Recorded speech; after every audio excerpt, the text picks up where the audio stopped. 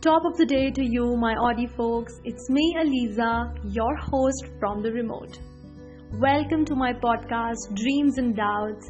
I am so glad you tuned in because this podcast is for dreamers and believers like you.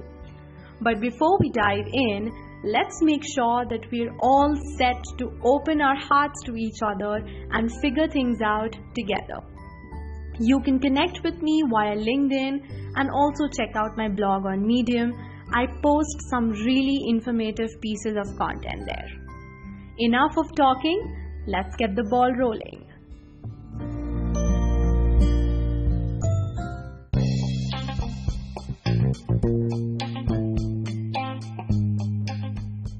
They say, in love there is obsession, but in friendship there's peace. But how difficult is it to season a friendship which lasts that long?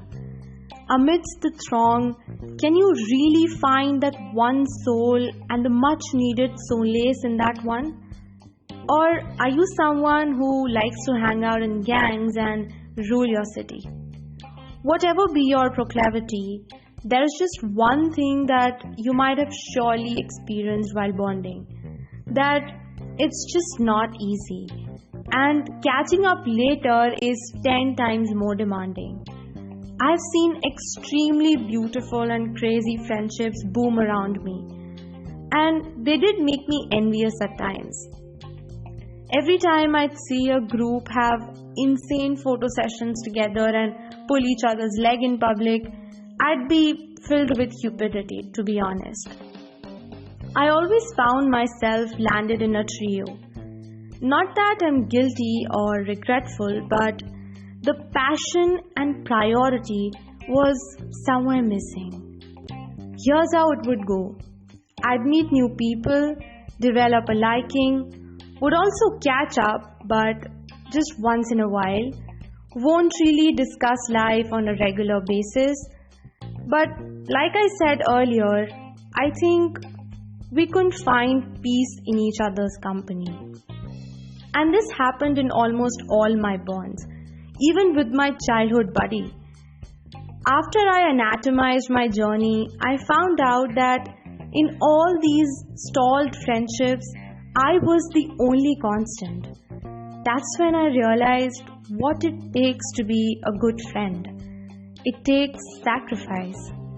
Sacrifice of your me time, sacrifice of your alter ego. It assuages your need to always prove your point and settle down the hyperactive debater in you. Sometimes, for a successful camaraderie, it becomes important to hold yourself back and salt your ego away for the time being. It always takes two to tango, as they say. Only then will you be the go-to friend you always wanted to be. In this pandemic time, I know a lot of people whose friendships have been affected, especially those who can just connect virtually. There have no doubt been great friendships which sprouted. I do have some extremely dear to me, but there have also been some which have dwindled due to the communication gap.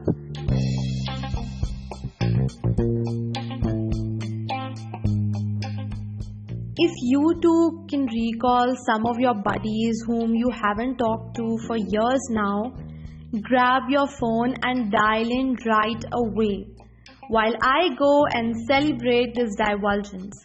Cheers to introspection, cheers to speaking out, cheers to new friendships. Thank you so much for plugging into this episode of Dreams and Doubts. I hope you enjoyed it as much as I did bringing it to you.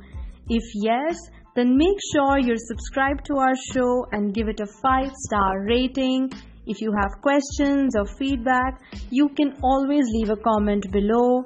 And wait, you can also download this episode and listen to it on the go. Okay, that's enough of the information. See you next Sunday. Cheerio.